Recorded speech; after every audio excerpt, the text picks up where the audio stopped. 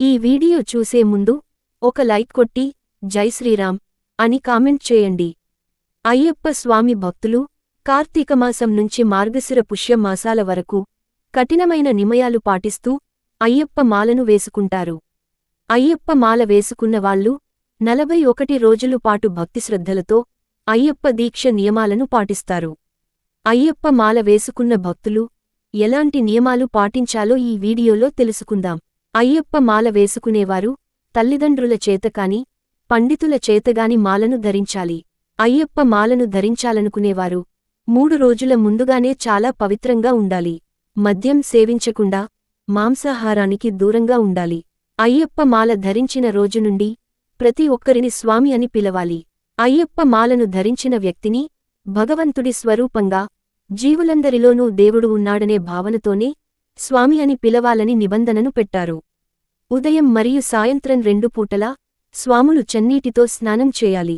వేకువజామునే నిద్రలేచి పూజాస్థలాన్ని శుభ్రపరిచి బ్రహ్మ ముహూర్తాన అయ్యప్ప స్వామికి పూజ చేసుకోవాలి. తెల్లవారుజామునే నిద్రలేచి చల్లని స్నానం చేయడం వల్ల శరీరంలోని నాడీ వ్యవస్థ ఉత్తేజంగా మారుతుందని నమ్ముతారు. అయ్యప్ప స్వాములు తమ నుదుటిపై ఎల్లప్పుడూ విభూది, చందనం, కుంకుమను ధరించాలి. స్వాములు నేలపైనే నిద్రించాలి. పరుపులు మీద నిద్రపోకూడదు. దిండ్లు ఉపయోగించకూడదు. నేలమీద కొత్త చాప పరచుకొని పడుకోవాలి. చెప్పులను కూడా వేసుకోకూడదు. అయ్యప్ప స్వాములు నిద్రించేటప్పుడు దేవునికి పాద నమస్కారాలు చేసేటప్పుడు మెడలో ఉన్న అయ్యప్ప మాల నేలకు తాకకుండా జాగ్రత్తలు తీసుకోవాలి. అయ్యప్ప స్వాములు బ్రహ్మచర్యం పాటించాలి. మధ్యాహ్న సమయంలో ఎట్టి పరిస్థితుల్లోనూ నిద్రపోకూడదు. ప్రతిరోజు కటిక నేలపైన నిద్రిస్తూ ఉల్లిపాయ, వెల్లుల్లి లేకుండా సాత్విక భోజనం చేయాలి. అయ్యప్ప మాల వేసుకున్నవారు నేలపైన నిద్రించడం వల్ల వెన్నునొప్పి సమస్యలు తొలగిపోతాయి. కండరాల బలపడేందుకు దోహదపడుతుంది. రక్త ప్రసరణ మెరుగుపడుతుంది.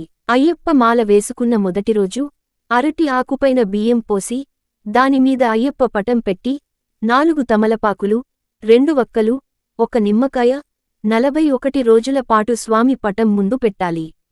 ప్రతిరోజు అయ్యప్పకు పూజ చేసే ముందుగా గణపతి ప్రార్థన చేసి అయ్యప్పను పూజించాలి. రాత్రి పూట మాత్రమే హరివరాసనం పాడాలి. ఇలా 41 రోజులు చేయవలెను. అయ్యప్ప దీక్ష సమయంలో స్వామియే శరణమయ్యప్ప అనే మూలమంత్రాన్ని ఎల్లవేళలా జపిస్తూ ఉండాలి. అయ్యప్ప మాల వేసుకున్నవాళ్లు గడ్డం గీసుకోకూడదు. జుట్టు కత్తిరించుకోకూడదు. గోర్లు కత్తిరించుకోకూడదు. మీ ఇంట్లో వేరే ఒక సపరేట్ గదిలో అయ్యప్ప పటం పెట్టుకుని అయ్యప్పను పూజించాలి.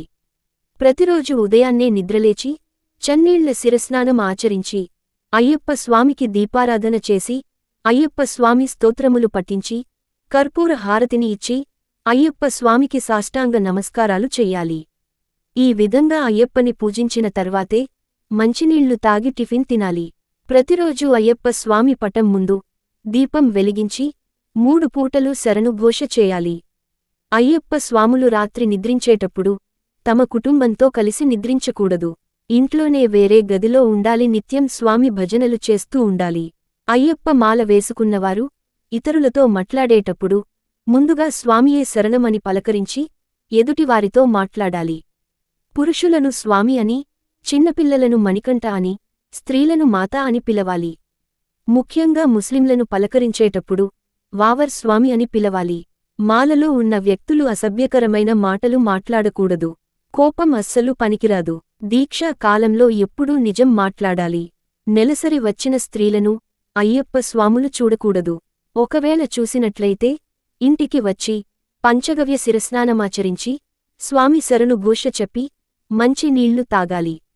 అయ్యప్ప మాల వేసుకున్న భక్తులు టీవీలో సినిమాలు చూడకూడదు. అయ్యప్ప దీక్షా కాలంలో సాధ్యమైనంతవరకు అయ్యప్ప భజనలలో పాల్గొనాలి. అయ్యప్ప స్వామి శరణుఘోష ప్రియుడు కాబట్టి ఎంత శరణుఘోష జరిపితే స్వామికి అంత ప్రీతి. మీకు సాధ్యమైనంతవరకు నిరుపేదలకు అన్నదానం చేయండి. ఎవరైనా మిమ్మల్ని భోజనానికి పిలిస్తే తిరస్కరించకుండా భిక్షకు వెళ్ళండి. అయ్యప్ప దీక్షలో ముఖ్యమైన సూత్రం ఏమిటంటే అన్ని మతాలవారిని సమానంగా చూడాలి. స్త్రీలు స్వామి వారి పూజలలో మరియు భజనలలో పాల్గొనవచ్చు.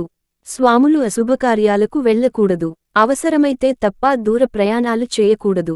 అయ్యప్ప దీక్షలో ఉండగా మీ రక్త సంబంధీలకులు లేదా దగ్గరి బంధువులు మరణిస్తే మాలను విసర్జింపజేయాలి.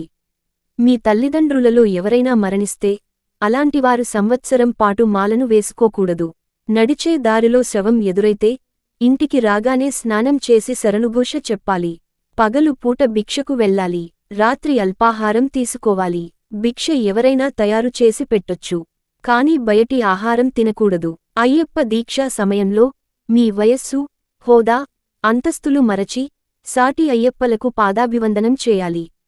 అయ్యప్ప మాల వేసుకున్నవారు ప్రతిరోజు ఏదో ఒక గుడికి వెళ్ళాలి. అయ్యప్ప మాలధారులు నలుపు రంగు వస్త్రాలు ధరించాలి.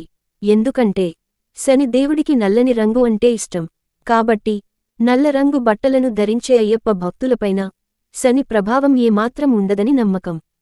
చలికాలంలోనే అయ్యప్పమాలను ధరిస్తారు. కాబట్టి ఈ సమయంలో నల్లని దుస్తులు శరీరానికి వెచ్చదనాన్నిస్తాయి. శబరిమలలో అయ్యప్పస్వామిని దర్శించుకున్న భక్తులు ఇంటికి తిరిగి వచ్చాకే మాలవిరమణ చేయాలి. శబరిమల యాత్ర పూర్తయిన తర్వాత తిరిగి ఇంటికి వచ్చి ఒక కొబ్బరికాయను కొట్టి కాళ్ళు కడుక్కొని లోపలికి వెళ్ళాలి. తరువాత ఒక మంచి రోజు చూసుకుని గుడికి వెళ్ళి గురుస్వాముల చేత దీక్ష విరమణ చేయాలి. తీసివేసిన మాలను భద్రంగా దాచిపెట్టుకోవాలి. మళ్లీ వచ్చే సంవత్సరం మాల వేసుకునేటప్పుడు అదే మాలను మరల దీక్షకు ఉపయోగించవచ్చు. కొంతమంది అయ్యప్ప భక్తులు తిరుపతికి వెళ్లి వెంకటేశ్వరస్వామి సన్నిధిలో మొక్కు తీర్చుకునేందుకు అక్కడే మాలను తీస్తారు.